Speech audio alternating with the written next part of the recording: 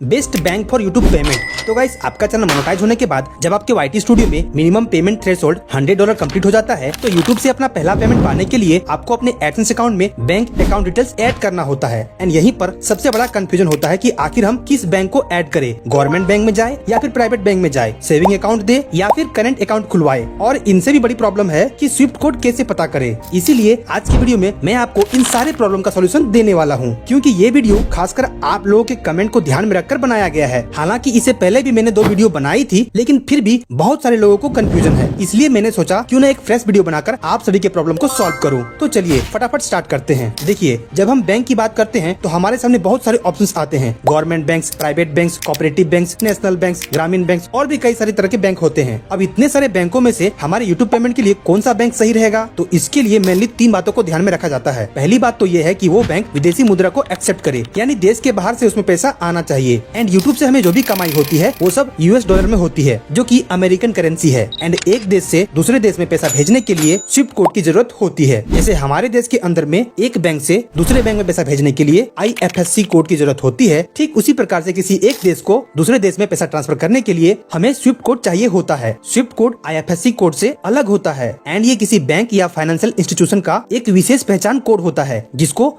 BIC यानी कि bank identifier code भी कहते हैं। यह 8 से 11 कैरेक्टर का होता है। जैसे मेरे सिटी धनबाद के SBI हेड ब्रांच का स्विफ्ट कोड है SBININBB388। एंड आपको किसी भी बैंक का स्विफ्ट कोड कैसे पता करना है, ये चीज मैं आपको आगे जब बैंक अकाउंट डिटेल्स फिल करेंगे वहाँ पर डिटेल में बताऊंगा। सो गाइस, सबसे पहले चीज हमें ये देखना है कि उस बैंक के पास स्विफ्ट कोड अवेलेबल है या नहीं है। दूसरी चीज हमें ये देखना है कि उस बैंक में फॉरेक्स फीस कितना लगता है। अब फॉरेक्स फीस क्या है भाई? देखो, फॉरेक्स फीस का मतलब होता है कन्वर्सन चार्जेस। यूट्यूब से हमारे बैंक में पैसा तो डॉलर के रूप में आएगा, बट उसको इंडिया में खर्च करने के लिए हमें तो रुपया में चाहिए ना। सो बैंक उस डॉलर को रुपया में कन्वर्ट करके देती है, जिसके लिए वो कुछ कमीशन लेती है। उसी कमीशन को फॉरेक्स फीस कहते हैं। तो जिस भी बैंक में फॉरेक्स फीस सबसे कम होगा वो बैंक हमारे लिए बेस्ट बैंक होगा। तीसरी बात जो हमें ध्यान में रखनी होती है वो है पेमेंट टाइम का। देखिए, यूट्यूब की तरफ से पेमेंट हर महीने के 21 से 23 तारीख के बीच में हमारे बैंक अकाउंट में भेज दिया जाता है। एंड फिर वो अमाउंट पहले फॉरेक्स डिपार्टमेंट में जाता है। वहाँ पर उस अमाउंट के सोर्स को वेरीफाई किया जाता है कि आखिर पैसा किस पर्पस के लिए आया है एंड किसके नाम से आया है। एंड उसके बाद बैंक उसको INR यानी कि इंडियन रुपीज में कन्वर्ट करके हमारे अकाउंट में क्रेडिट करता है। इस प्रोसेस में जो बैंक सबसे कम टाइम लेता है वो हमारे यूट्यूब पेमेंट के लिए बेस्ट होगा। तो गाइस, अभी तक आपने देखा कि यूट्यूब पेमेंट के लिए बेस्ट बैंक सेलेक्ट करते टाइम किन किन बातों का हमें खास ध्यान रखना चाहिए। अब बात करते हैं बैंकों के बारे में। एंड मैं यहाँ पर आपको एक चीज क्लियर कर देना चाहता हूँ गाइस कि यूट्यूब पेमेंट के लिए केवल नेशनल बैंक ही देना है। अगर आप ग्रामीण बैंक या कोऑपरेटिव बैंक दीजिएगा तो आपका पैसा फंस सकता है, फिर बैंक का चक्कर लगाना पड़ेगा। एंड नेशनल बैंक 2 तरह के होते हैं, government bank and private bank. पहले गवर्नमेंट बैंक की बात करते हैं। देखिए, वैसे तो as of now 12 government banks है, लेकिन इनमें मेनली 6 बैंक को लोग देते हैं अपने यूट्यूब पेमेंट के लिए, जिसमें पहला है state bank of India SBI, फिर Punjab national bank PNB, bank of Baroda, Canara bank, union bank of India and bank of India. SBI की जहाँ तक बात करें, मुझे सबसे बेस्ट लगता है यूट्यूब पेमेंट के लिए, क्योंकि इसमें पैसा फंसता नहीं है। आज अगर यूट्यूब ने पेमेंट भेजा है तो कल आपके खाते में क्रेडिट हो जाता है। एंड कभी कभी तो उसी दिन शाम को या तो फिर रात को पैसा आ जाता है। एंड इसमें forex fees generally 0.7 rupees per dollar से लेकर के 0.8 रुपीज पर डॉलर तक रहता है, जो कि ना तो ज्यादा हाई है और ना ही ज्यादा कम, एकदम रीजनेबल है। एंड अगर हम PNB की बात करें तो इसमें फॉरेक्स फीस SBI की तुलना में कम है, पर इसमें पेमेंट थोड़ा लेट आता है। कई लोग तो हमें कमेंट में शिकायत करते हैं कि भैया पेमेंट 15 दिन से फंस गया है, PNB में पेमेंट नहीं आया है। तो वो बैंक गए एंड बैंक से बात करके अपना पेमेंट रिलीज करवाए। एंड जहाँ तक बैंक ऑफ बड़ौदा की बात की जाए तो इसमें आपका पैसा जल्दी आ जाता है, पर SBI से थोड़ा स्लो है, बट इसका फॉरेक्स फीस मतलब कमीशन रेट सबसे बेस्ट है। बाकी जो Canara bank, union bank and bank of India है, इसका भी सर्विस कुछ इसी तरह से रहता है। एंड गाइस, ज्यादातर यूट्यूबर अपना फर्स्ट चॉइस SBI ही रखते हैं। एंड मैं भी आपको यही सलाह दूंगा कि अगर आपका SBI में अकाउंट नहीं है तो एक सेविंग अकाउंट SBI में खुलवा लीजिए। एंड हाँ, सेविंग अकाउंट ही खोलना, क्योंकि करंट अकाउंट बिजनेस वालों के लिए होता है, जिनका डेली का कारोबार होता है, डेली का लेन देन होता है। एंड यूट्यूब के केस में तो हमें महीना में एक बार ही पेमेंट आता है, इसीलिए सेविंग अकाउंट ही बेस्ट है। और एक बात है गाइस, अगर आपका 0 बैलेंस वाला जनधन अकाउंट है तो पहले उसको सेविंग अकाउंट में कन्वर्ट कर लेना है 500 रुपया जमा करके, एंड फिर उसको यूट्यूब पेमेंट के लिए देना है। ओके। एंड जहाँ तक प्राइवेट बैंकों की बात करें तो इसमें जो टॉप 5 लीडिंग बैंक्स है जो RBI के गाइडलाइंस पर काम करती है वो है HDFC bank, ICICI bank, Axis bank, Kotak Mahindra bank and Yes bank. इन सभी प्राइवेट बैंकों की सर्विस अच्छी है। किसी में कम फॉरेक्स फीस लगता है तो किसी में थोड़ा ज्यादा है, एंड किसी में 1 दिन में पेमेंट आ जाता है तो किसी में 2 दिन में। सबके अपने अपने फायदे एंड नुकसान है। एंड जहाँ तक मुझे पता है HDFC बैंक की सर्विस SBI की तरह ही फास्ट है। और अगर आप प्राइवेट बैंक में ही जाना चाहते हो तो HDFC बैंक को फर्स्ट चॉइस रखना, नहीं तो ICICI, एक्सिस या फिर कोटक महिंद्रा में जा सकते हैं। तो गाइस अब आपको बैंकों के बारे में आइडिया हो गया होगा, इसलिए अब बात करते हैं इस वीडियो के मेन पार्ट की, जो की है अपने एक्सेस अकाउंट में बैंक डिटेल्स ऐड करना एंड स्विफ्ट कोड कैसे पता करना है। तो बैंक अकाउंट डिटेल्स ऐड करने के लिए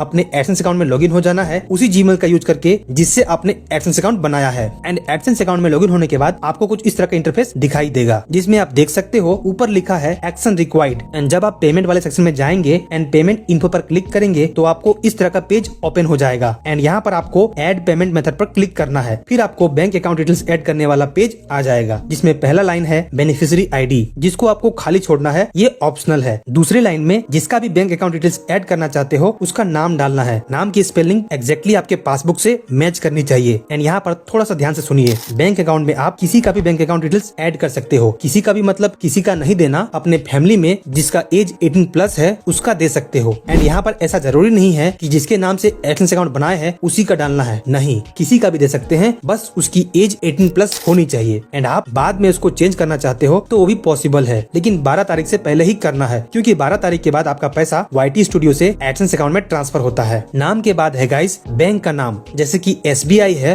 तो आपका पूरा लिखना है state bank of India, short में नहीं लिखना है। एंड उसके बाद है IFSC कोड, जो कि आपके पासबुक में रहेगा। एंड फिर उसके बाद है स्विफ्ट BIC यानी स्विफ्ट कोड। एंड इसी के पीछे लोग परेशान हो जाते हैं, पर कोई बात नहीं, आपका भाई सब बताएगा। देखिए स्विफ्ट कोड के लिए आपके पास दो ऑप्शन है। पहला तो ये है कि आप डायरेक्टली बैंक में जाइए, अपना केस बताइए, मैनेजर या तो फिर जो कस्टमर को डील करते हैं उनसे बात कीजिए, उनको बताइए कि मेरा यूट्यूब से पेमेंट आने वाला है, मैं आपके बैंक को ऐड करना चाहता हूँ, जिसके लिए स्विफ्ट कोड चाहिए। कभी कभी बैंक वाले बोलते हैं कि हमारे ब्रांच का स्विफ्ट कोड नहीं है, तो उसको बोलिए कि कोई बात नहीं है, आप सिटी का जो मेन ब्रांच है, हेड ब्रांच है, उसका स्विफ्ट कोड दीजिए, उससे काम हो जाएगा। एंड अगर फिर भी बैंक वाला नहीं देता है तो दूसरा ऑप्शन है गूगल करना। गूगल में अपने बैंक का नाम एंड सिटी को देकर स्विफ्ट कोड पूछ सकते हैं। एंड अगर आपके सिटी का नहीं मिलता है तो आप अपने स्टेट में कैपिटल का दे सकते हैं, कोई दिक्कत नहीं है। मैं बैंक इसलिए जाने के लिए बोल रहा हूँ क्योंकि कभी कभी हमको फॉरेक्स रेमिटेंस का फॉर्म भी फिल करना होता है, जिसको नहीं फिल करते हैं तो कभी कभी पेमेंट होल्ड हो जाता है। इसलिए बैंक जाकर कंफर्म कर लेना है